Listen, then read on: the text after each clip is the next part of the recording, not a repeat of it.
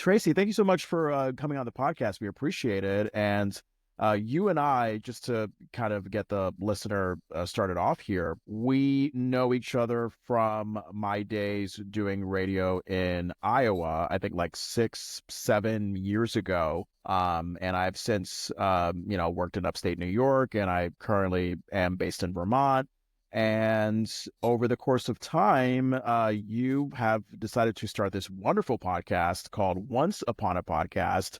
Oh, And so here's the thing. oh, I accidentally called it that myself a few times. That is not the name of the podcast. It's Once There Was a... oh, you know what? Here's the funny thing. I screwed up. I knew that wasn't the right name when I was like jotting something down in my notes, but I forgot to like update it on my Google notes. So I'm embarrassed, especially as someone who just appeared on your podcast. Once There Was a Podcast is the name of the podcast. So it's a storytelling podcast. So I got to tell a story right off the bat. Even in my, like, that was a name that I was floating the first, like, in the early stages of this podcast. And, like I decided to do my research. I'm like, I got to see if anybody else has that name. So I went out, looked for that name. Sure enough, there's like 2 or 3 podcasts out there already with that name. Like, all right, I got to do something else. In my first like 4 interviews I did, I never changed it in my notes either. So I introduce it, and then I'm like, here at Once Upon a Podcast, and I never caught it. I edited 4 episodes. I never caught it until the night before they were supposed to be released. And here I am in my editor. Find it. Delete it.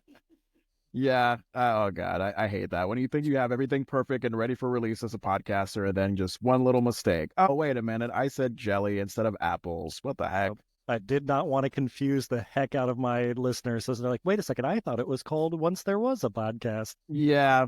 That'll get them. That'll get them. So, for our, what we call them, delicious listeners and viewers, just get us familiar with your background and how that gradually led you to start this podcast, what this podcast is about. Just give us that foundation. Sure, absolutely. You said delicious? Is that what you call Delicious?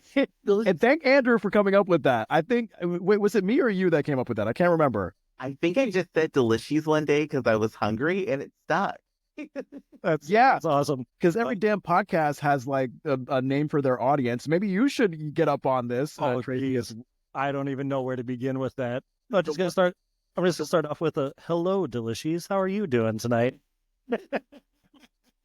I like that. But maybe the once uponers storytellers, like, because we're telling a story. Children, thank you for gathering. That's it. Kids. Yes. Yeah, but go ahead. What's your story? Let's put it this way. I have always just been a big fan of stories. Like, I loved growing up, loved reading books. I loved watching movies. One of my best friends in high school had like a huge movie collection, and he basically inventoried the entire thing. And for like an entire summer, his whole goal was to get through that list of movies. And so we'd like go over to his house, and he'd hand me the book, and everything that we'd already watched was crossed off. And he goes, all right, pick the movie for the night. And so we were like constantly doing movies and books and video games. Andrew, thank you for all of your video game references on the podcast. I get them even if John doesn't, just so you know. And so like they've always been in the back of my head. And in the last couple of years, well, I'm a teacher, and through my teaching, one of my jobs is speech coach. So here in the state of Iowa, we have what we call the Iowa State High School Speech Association, which is like national speech and debate, but we have a few more extra categories, and we have our own sets of rules. And I found that in the last couple of years, I've enjoyed writing pieces for my students. I've enjoyed helping my students become storytellers. And then COVID hit. And then I really took a deep dive into storytelling and picking up on my first podcast that I found were mostly focused on either groups of people telling stories or improvisation podcasts that were like making up stories off the top of their heads. And it just kind of led me down this rabbit hole in between coaching speech, listening to podcasts. I finally said, what if I take a shot? Can I do my own podcast and see what I got? And so like I've always been fascinated with radio. I did one of my categories that I did when I was in speech back in high school was literally called radio broadcasting, but it was like radio news announcing. And so it was like the most boring one for anybody to listen to, but I loved it. There was like a special challenge to it. Anytime somebody hands me a microphone, usually I'm pretty good. Like, yeah, sure, I'll talk. Let's go for it. And it was just kind of like, let's see what happens. Let's try it. Let's put it out there, see if anybody enjoys it. And if they don't enjoy it, great. I did something that was just for me. If they do enjoy it, sweet. Let's keep going. Let's see how far we can take it. And so this past year, once there was a podcast, took flight. And here we are, I think today published episode 18. Nice. Can you give us an example of some of the episodes that you've published, like some of the moving stories that you've been able to get for people? Yes, absolutely. So it's a weekly podcast, but every other week we alternate between interviews with people who I consider storytellers, and the opposite weeks are weeks I fill with stories. They might be stories that I wrote for my speech students. It might be personal stories. It's just whatever kind of comes to mind for that week and fills in for that week. But my interviews that I did this year, I really wanted to put an emphasis on storytellers that are not like the normal storyteller, right? They're not just out there reading books and things like that. And so I really wanted to put a wide picture on like the variety of different mediums you can use to tell storytellers. So like the second interview that I ever did was one of my coworkers who's an art teacher, and how she uses her artwork to portray her story. And through that, I got to learn a little bit about her background, how she's making the transition from being a teacher into an art therapist for mental health work. She showed me some of her artwork. She described the stories behind each of them. Some of them were absolutely just beautiful pictures. Others just had these beautiful, heartbreaking, moving stories behind them. I don't want to tell too much of her story because that story is hers. It's out there now on the podcast, but that story is hers. And I just remember getting done with that and going, I didn't know, first of all, that all of this happened to you. And second of all, you are such a strong woman for going through some of the stuff that you had. And now that I understand the story behind some of your artwork takes on a whole new meaning. And that was a really cool connection for me. That was like one of the very first interviews that I did. And that was kind of like one of the moments where I was like, this could be really cool and really powerful. And so like the next 5 or 6 after that, it was always like there's this constant theme of like my passion. So people are telling the stories about the things they are passionate about. And you just kind of get lost in that. And these aren't people who are like famous people. These are just people who I know, but the constant thread is people are important and they have important stories to tell. And it doesn't matter whether they're famous or not. Even the little person has these really cool and moving stories. And if anything, I'm just thankful that I got to know these people a little bit more, even though many of them I've already known at least a little bit. And so it's been a really fun journey. Do you feel conflicted? Like someone's telling their story authentically, like right there live with you in the moment, and then post-production, maybe you as the editor are thinking to yourself, oh God, maybe they trail off here and I could take some of that out and kind of thread all these together because it kind of like flows really well and concisely. Like, do you because that's what I wonder with storytelling podcasts is like, what part of it is authentically the person themselves telling the story, and what part of it is the host kind of like, having those Wizard of Oz controls to make sure that it comes across as like the most concise, engaging story for the listener, if that makes sense. So sure, absolutely. Like I've had those same thoughts when I've listened to podcasts, be like, all right, how much did they like cut out? Like, what am I missing? Yeah. I can honestly say that most of the time, if I cut anything out, it's like a side conversation that got a little bit off topic or long. But for the most part, what you hear is like 95% of my interview. I very rarely like cut too much out. The art teacher, the artist that I interviewed, she was very concerned about her pacing. She goes, one of the reasons why I do art is I'm not a strong talker. And so she's like, I speak very slowly because I want to make sure I know what's going to come out of my head when I say it, right? And so she did. She talked very slowly. She had a lot of long pauses. I said, don't worry about that. Like, if that's what you're concerned about, I can edit that out. And what I found is I ended up leaving the majority of like her pauses in there because really it gave the sense of thoughtfulness that she communicates when she tells her story. is that she's not just rushing through pieces of her life. She's not, just like, trying to get into it and trying to get to the good parts. No, she's very thoughtful about it. And so like, yeah, I know that feeling of what am I missing? Man, I can tell you there's really not a whole lot of like other than removing removing empty space just to keep that out of there, or side conversations that went a little long. Most of what you hear is what comes out in the moment. And that's I guess, without even thinking about that, that's pretty cool. That's pretty cool. Yeah. Andrew, you got anything? When you're telling a story in the moment, or someone's telling you their story in the moment, do you ever feel yourself kind of absorbed in the energy of it and then have to refocus in order to complete your task of getting the full story? Oh yeah, definitely. I mean, when you're a podcaster, especially like one man show, I've got like one hand on like the the volume knob, making sure like we're getting good audio and things like that. But when somebody really starts to like suck you into their story, because I always ask every person who comes on, do you just have a story to tell, right? And usually those like they start going, and I will get sucked in. And luckily it's near the end of the podcast when I ask that question, because there's a couple times when I come out and I go, oh yeah, we still got a show to do. Yeah. Thank you for telling me your story. That was beautiful. I need my notes now. Where are my notes? Because now I have to end the show. But there's just some fantastic storytellers that really just kind of suck you in. I've pulled in quite a few of my former students just because like I want like a variety of like not only mediums but different ages. And so I've got some former students that are off doing really cool things. And so one of them is working on an English major, and she came back and she wrote a story. Instead of just telling a story from her life, she told a story that was something that she wrote because she loves writing. And it was just this absolute beautiful story with just a lot of imagery that was like about the creation of the earth and about all these different things that led to her falling in love with her significant other. And I just got sucked up in her words and the images that she was using with her words. And I got done and I just sat for a bit.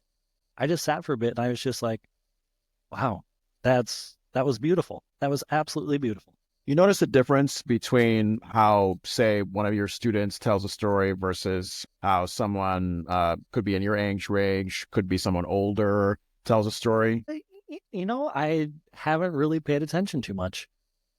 I'm sure there is a difference. I mean, everybody has a little bit different perspective, and I don't think I've had two people really tell the same story. And I mean, tell it in the same way, even, right? Some people are telling stories that are emotional. Some people are telling stories that make them laugh. Some people are just telling stories that they wrote. Everybody has their little flavor to it. I can't say that I've noticed a pattern between the people who I've interviewed who are closer to my age range versus the people who have interviewed closer to the younger age range. Obviously, they make different references. That's definitely a big thing, is they make a little bit different references, but for the most part, no, to each their own. And it's just kind of fun to see how everybody does it, in my opinion. Now, I have to ask you, when you are listening to a story and you feel the emotion of that story take you over, that sounds like it can be overwhelming. Have you learned ways to adapt with that and cope with those emotions that can come up? I luckily have, there's been a couple of points where I've been on the verge of tears. I luckily, I haven't like fully broken down. One of the things that this podcast has afforded me, and there was a time that I got super emotional, and this is not something that ended up on the podcast, but because I did the podcast, it came about. My father is a Vietnam veteran, and he never really talked too much about his time in the war. And growing up, I realized very quickly that that's not something you ask about, right? And so you'd kind of sit back and you would wait and you would wait and you would wait. And whenever he did tell a story, suddenly you'd pay attention. And so finally this past summer, I looked at my dad and I sent him an email. I said, hey, I have this recording equipment. I know that you've said you wanted to write some stories down. What if I just set up the microphones and just let you talk? Right. And so one day this summer, we did just that. Set up a couple microphones. I gave him a couple prompt questions, and he just started recalling story after story after story. And a lot of them were very humorous stories. And as he finally started to get a little bit more comfortable with the idea, he did get into some of the more emotional stories. And at that point, like I didn't know what to do at that point. I wanted to like be like, this is, if this is a story you don't want to recall, you don't have to. That's perfectly fine. But as he did it, it was just kind of this moment of like, no, I need to cry. I need to cry because I did not know this about my father. I did not realize that he had to experience such things. And I felt so much more for him at that point. A lot of pride, a lot of love, a greater understanding after that. And at that point, luckily, he was kind of at the end of his stories, and we just kind of finished. And I just got done, and I just took a deep breath. That was all I could do at that point. And I think that's the biggest thing is when you get caught up in this emotion, it's it's a recorded medium. It's okay for me to take a moment, step back, pause, gather myself, take a deep breath, feel it, feel it if I need to, right? Don't just have to shove it away. Don't have to push it away. Take a moment, feel it, feel that emotion, and then bring myself back in and finish the interview if I absolutely have to. I hope your father felt an enormous sense of relief in telling those stories. I think so. So going into that, he said he was in a meeting, and when he left the meeting, he told the people, he goes, "I'm about to go do something I'm not sure if I'm ready to do." And when he got done, he goes, he said something to the effect of, "I'm really glad that I did that. I'm glad to know that at least that much is recorded." And as he was sitting there, he goes, "I think I've got a few more." I said, "At this point, write those ones down. At least we have this." So I have like an hour and a half of my father's stories that I can now share with family. If they want to hear it, I can hold on to it. I now have my father's voice recorded. I have those stories recorded. Someday when my daughter gets older, she'll be able to hear her grandpa's voice tell those stories. And that just means a lot to me. Yeah. As someone who's seen what seems like countless documentaries on the Vietnam War, World War II, what I love about those works is that it steps far outside what I consider to be sort of like this generic patriotic view of the outcome of those wars. Especially you look at a World War II, we look at it as like, oh, hey, we defeated the Nazis. Yay, great. But the way it goes deeper into that, into each individual soldier's story to, talk about what they emotionally went through, from having to leave close loved ones to what they saw like in combat. I mean, it's a lot. It's a lot. And thankfully there are therapeutic resources that I hope are easier to come by these days where veterans can share those experiences, because it's it's quite a bit to deal with.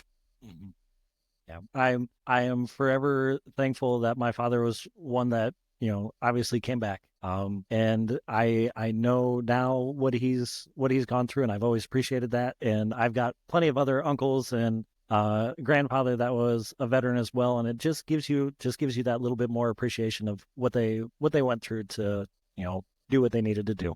Yeah, absolutely. What's it feel like immortalizing these stories? You're creating like a almost non-forgettable vault of information about people's lives.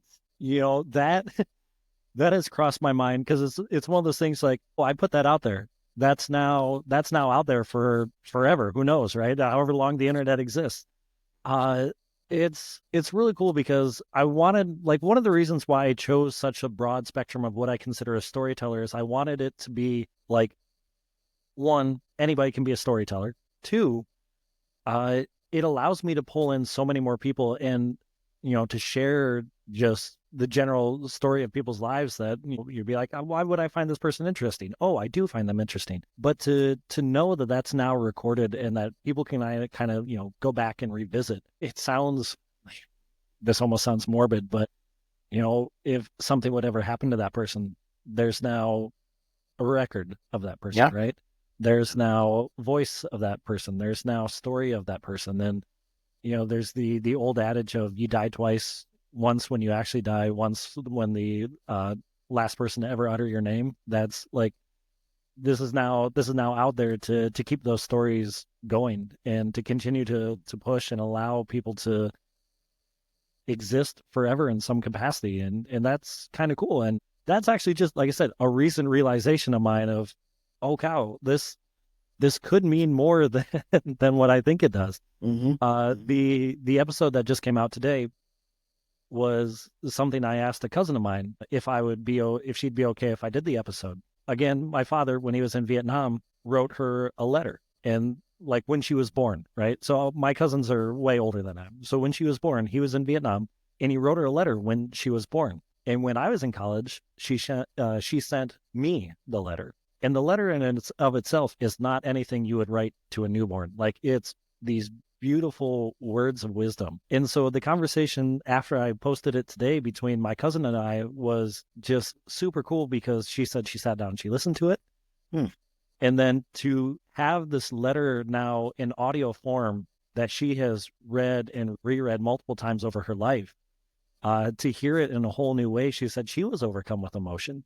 Wow. And that was not the intent. It was just something that I kind of revisit. It's like one of my comfort things when life is bad. I love this letter. I read it, about once or twice a year when things get really hard. Yeah. To all of a sudden her tell me, like, I started crying because of this. That was something different. That was cool. I've had a couple of other people who are local stop me and say, hey, that story that you did about the lake, it brought up memories of my childhood.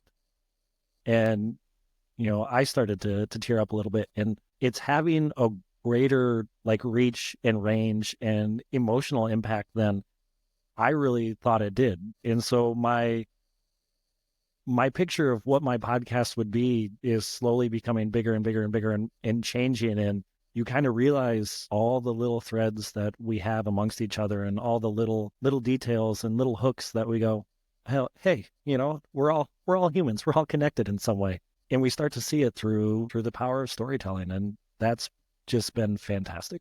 Anybody who you can think of in your life who has a great story to tell, but maybe they're like too shy to tell it on the podcast? Well, gosh, for the most part, my favorite storytellers, or some of my favorite storytellers, I've already pulled in. I've got a lot of other storyteller friends that I'm kind of like holding off a little bit. I don't think I've had anybody be like, no, I don't want to be on there yet. I could think of a few that will probably, if I would ask, they go, no. Yeah, we get that. Yeah. So with this podcast, I mean, we delve into Family Matters, a 90s sitcom. We love the 90s pop culture. What year are you born, Tracy? I am 1989, so I am full blown child of the 90s. I remember quite a bit of it.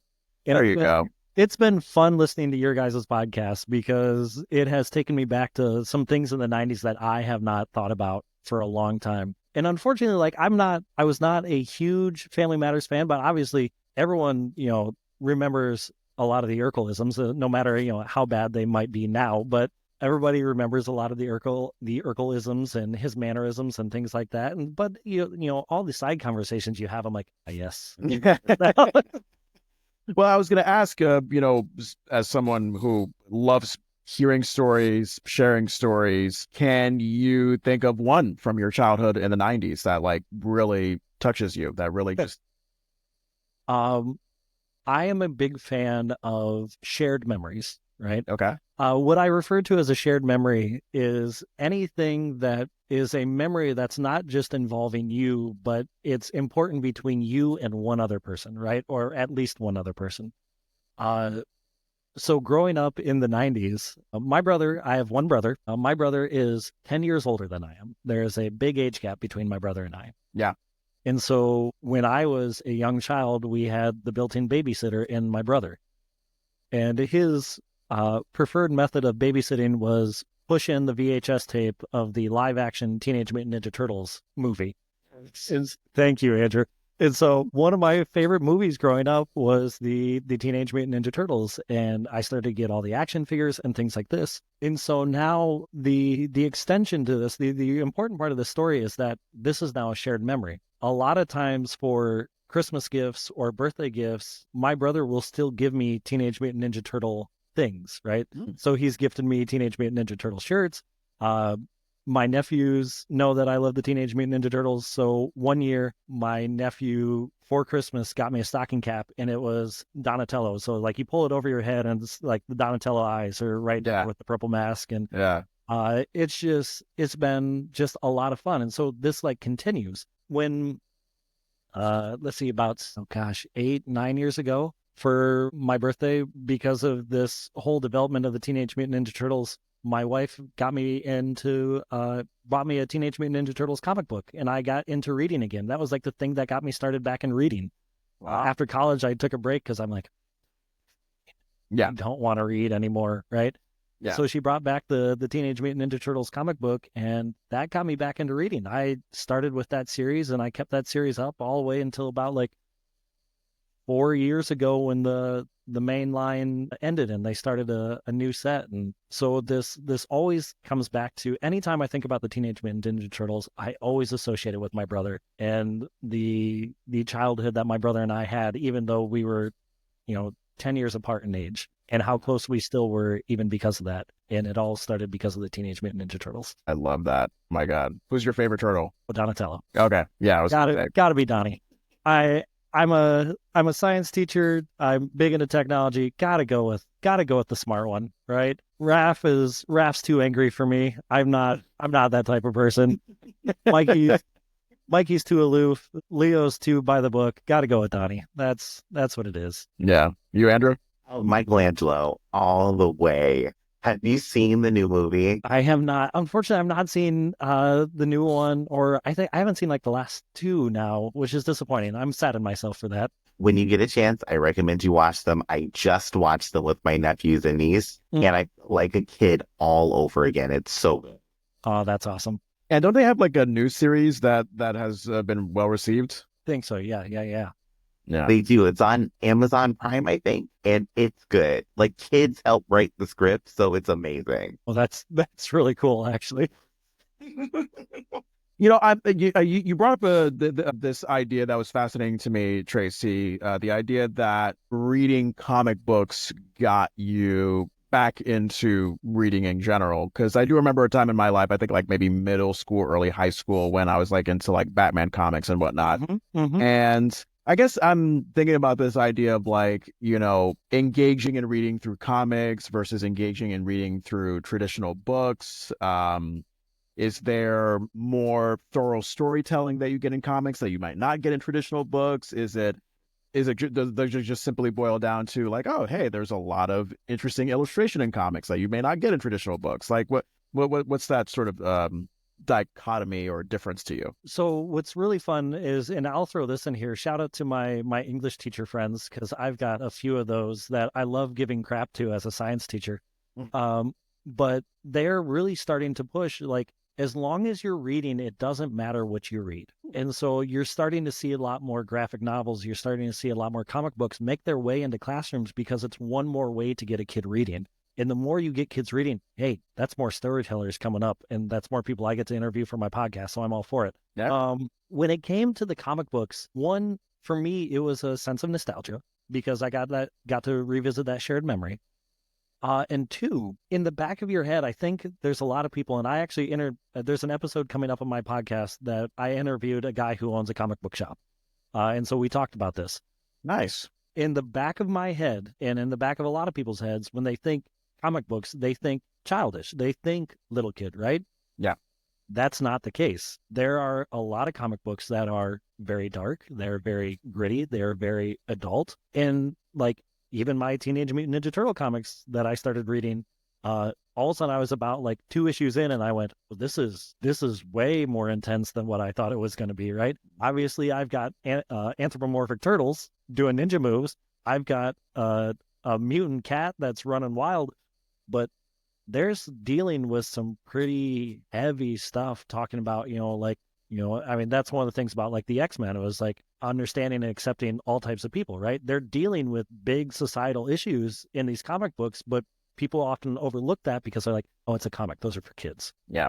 And so just getting into that realization that there was more to the story than this is for kids, I went, oh, this is cool. I can continue to follow this. And the fact that, yeah, the artwork was pretty cool. It allowed the visual sense of my brain to take over rather than just the full imagination of trying to picture what it would look like, just by reading words. Yeah, I think with X-Men, because of like, the mutants versus the humans, isn't there like a subject matter of like otherism or immigration that's kind of tied in there? There's so much. I mean, there was a lot tied into, basically it was, metaphor for racism, like, accepting people who are different than you. And so that was a lot that was played into, people who come from different countries. You had a wide cast of characters that they were all participating on the same team. And that was like unheard of. Why would that happen when the X-Men first started coming out? Wow. But, it was a comic book, so it was a fantasy. So everybody could go, it's not real. Right. You're like, you're missing the point. Yeah, exactly. You got any more questions, Andrew? Oh, I have to ask, what is your favorite story that you have gotten from a video game series? Oh, fantastic question. Fantastic question. I am a huge Legend of Zelda fan. As much as it's cliche, I love just a standard good versus evil story, right? Star Wars, good versus evil. Every comic book movie that's come out, good versus evil. I love a good versus evil story. And The Legend of Zelda, specifically the Ocarina of Time, which is the original one that came back on the Nintendo 64, not the first Zelda that came out, but the one for the Nintendo 64. That was like the first like huge game, like huge, broad, expansive game that had this depth and story that I had never experienced before. I was used to arcade games where it was beat up the guy to get to the next level, or get Mario to the next pipe, even though there was a story there. We were trying to save, Princess Peach, but the story was get to the end of the level so, Toad could go, the princess is in another castle. The Legend of Zelda was the first one that was like, hey, there's big happenings going on other than the stuff that you're doing. You're progressing down this way, but there's other story over here that's going on, and you got to start blending the two, and you got to keep track of it in your head, and you get pretty intense. There's goofiness to it, but there's some pretty intense levels to it, and that was the first time that I ever remember being like, oh, there's so much more to video games than just a high score. Don't get me wrong, I appreciate a video game that has a high score, but there's so much more to video games that have a high score. Okay, so if you like Ocarina of Time, I have to ask this as well. What was it like when you first played the game and walked into Hyrule Field? What feeling did you have? So I did not have the N64, so I'd go over to a friend's house, and basically we would like co-play it, but he would play it even when I wasn't there. So my first run through was like, all of a sudden we'd be at a location. I'd go home for the night. I'd come back the next day, and we were in an entirely new location. But every time you're in a new location, there is that moment of, oh, this is different. This is big. This is cool. And so, yeah, you start off in this little area. You start off in the forest, and then they go to, Hyrule Field, and it's this big expanse, which was impressive for the time for a video game. And you did just kind of have this awe-inspiring moment of, oh, the world is so much bigger than what I think it is. And you kind of, in reflecting back, that's an experience we all have. Well, hopefully we all have. Some people don't go too far away from home, but you have that moment of where you start to meet other people, and you start to meet other people from other locations, and you start to travel, and you get to see other locations. You really do have that moment eventually of, well, the world is so much bigger than what I think it is. Share that feeling. I share that feeling, John. Have you played the game? I've not. No. I am going to mail you my Switch so you can play it. We've actually pitched this as a podcast idea, Tracy. I'm not. I have no knowledge or passion for games. Andrew is totally a gamer. I have people in my family that are gamers. I see Andrew has a Koopa shell in the background of it. It's screaming right now. The fact that you mentioned Legend of Zelda. Oh, heck yes. That's awesome. There you go. You got a Absolutely awesome. Zelda poster. Yeah. Yes. No, but I think we've pitched like the gamer and the non-gamer podcast where like Andrew it basically like as the passionate gamer explains games to me, the non-gamer, as if I'm like a 5-year-old. I would be the first person to hit like and subscribe on that podcast because I think that would be fantastic. Okay. Yeah, we got to do that at some point, Andrew. But you have to come up with a game every week. Do you have that much gaming knowledge in you? You probably do. Yes, I do, John. We're starting from 1990 when I first started playing video games. And we will, the story of Tetris, Oh my gosh. That's deep. That's deep. I will lose my patience so much with Tetris. I don't like that game. My wife loves that game, but I'm just like, oh my God. It's like learning how to wash dishes for the first time. Oh boy. Any other questions you have before we let him go? That was my last question because I'm excited to listen to more stories. I listened to a few episodes while I was driving up from Florida, and it's just so awesome to hear stories from people. I do have one more question. Sure. Is there a go-to story for you? Something when you just want to read something or receive a story, is there a source that you go to, or is there a specific story that you like to read? Gosh. I have like even though I don't have much time for movies anymore, like I don't get to watch nearly as many movies as I used to. My kind of go-tos right now are if I'm listening to a podcast, I listen to a lot of actual play D&D podcasts and tabletop role-playing game podcasts because Wow. I like that's one of the things that got me into story, like deeper dive into my storytelling was over COVID I started picking up more tabletop role playing games and rule sets and things like that. And even though I personally do not play D&D very often, I have a regular gaming group that I abandoned tonight so I can talk to you guys. Oh, thank you. They're slightly upset at me, but it's fine. They'll be okay. Okay. I'll give them a shout out. Hey guys. They I've just been blown away by some of these people who are telling stories through gaming like this. And so usually I fall back on those.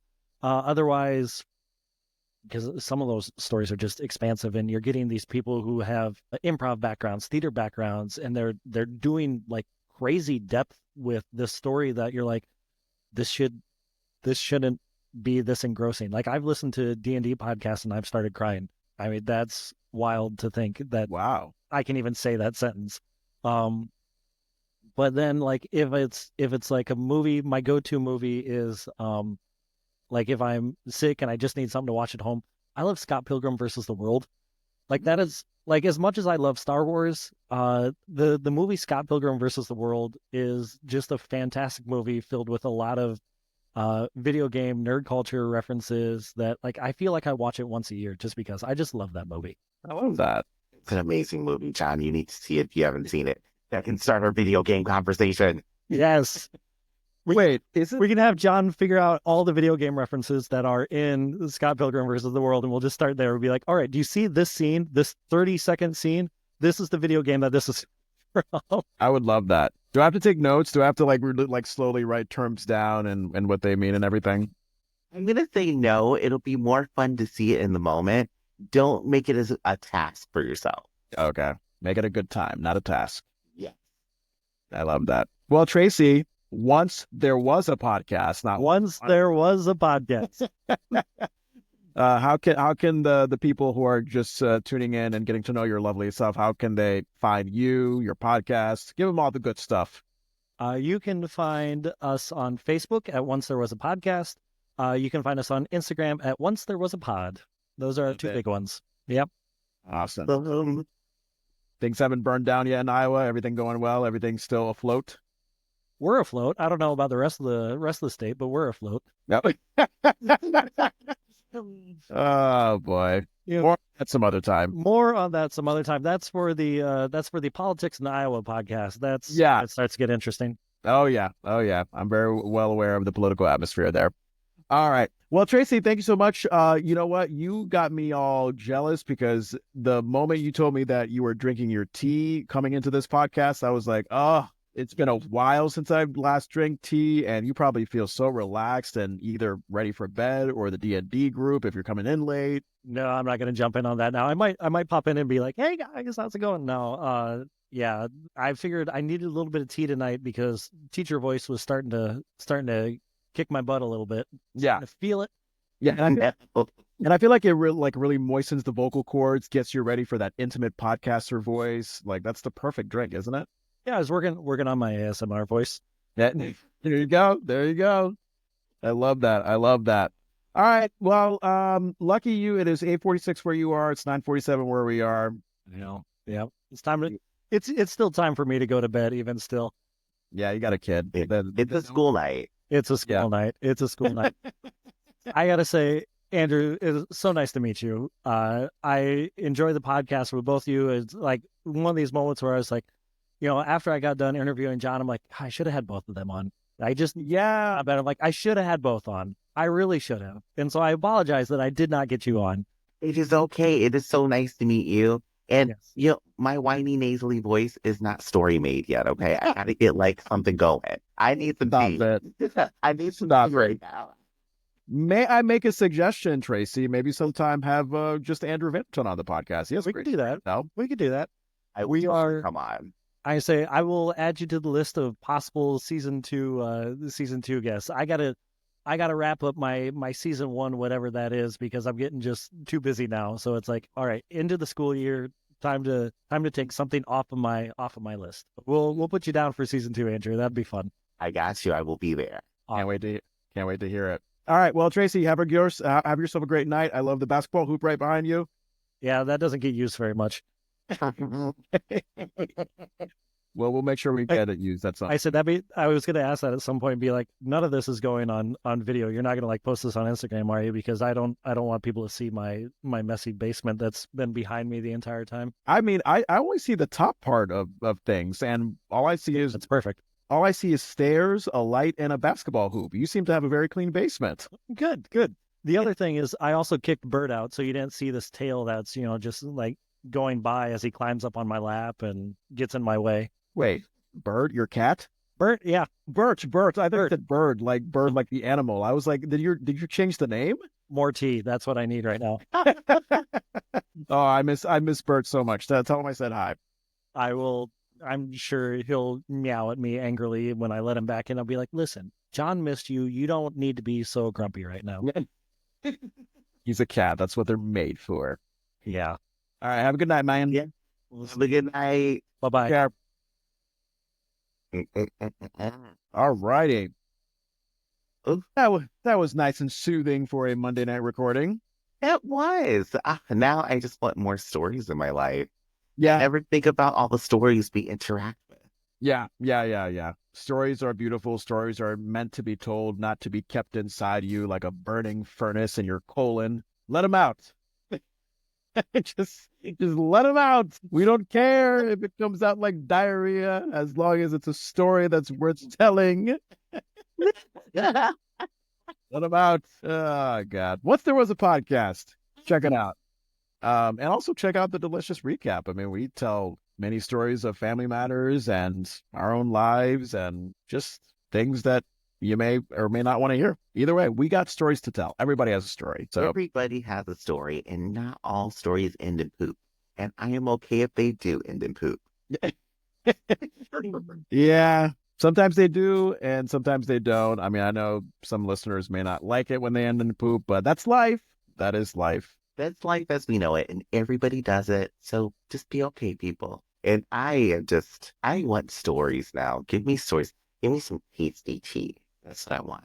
Yeah.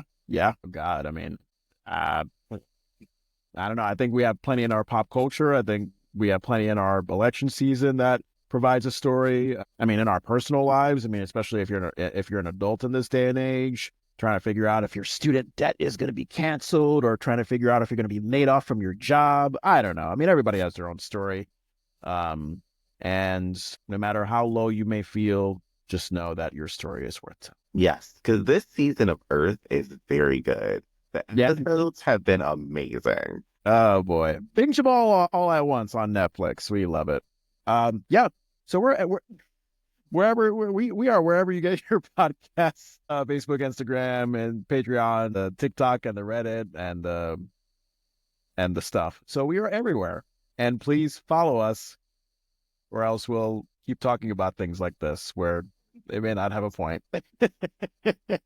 Look, Netflix owns the story of Earth. I can see that happening. Yeah, I mean, they are, I think, the leading streaming service right now. So they own everything. They own everything.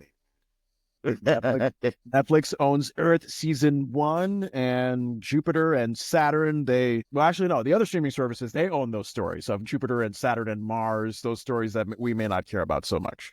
Yeah, Pureflix owns like Saturn or something. There you go. There you go. How can they follow you, Andrew? You guys can follow me on TikTok. Oh man, I made myself crack up. I'm crying from laughing. You guys can follow me on TikTok at Ajay Vandertunt. We're interesting enough. I am telling a story about the time I fell in love with a fuckboy. So if you'd like to hear that story, it's in a couple of parts right now, and you can listen to that. I love that. Very, very valuable story. The story is that we have a patreon.com/delicious recap where you could find stuff. What the hell are we finding? Oh, yeah. Early episode recaps and interviews for Family Matters. Please just like, follow, subscribe, share our stuff with people. Yeah. Share your stuff with us. Let's just be a sharing group of people. I think the hippies did it best. And, yeah. Cool. That sounded like rambling. I'm so sorry. No, it's okay. It's okay. This is our third recording today. It's been a busy day, so there's not much to say at this point. And yeah, look, delicious recap. You like Family Matters, great. You don't like it, but you like to hear stories from wonderful, articulate podcasters like ourselves. This is the destination. Go find us. That's the point you need to know. And give us your money, $5 a month. Delicious recap, patreon.com/delicious recap. Boom. All right. And sign us off. Szechuan dipping sauce, 1,000 episodes. Good night, delicious. Cool. Oh, aren't you supposed to like something ring? Szechuan dipping sauce is gonna deliciously ring.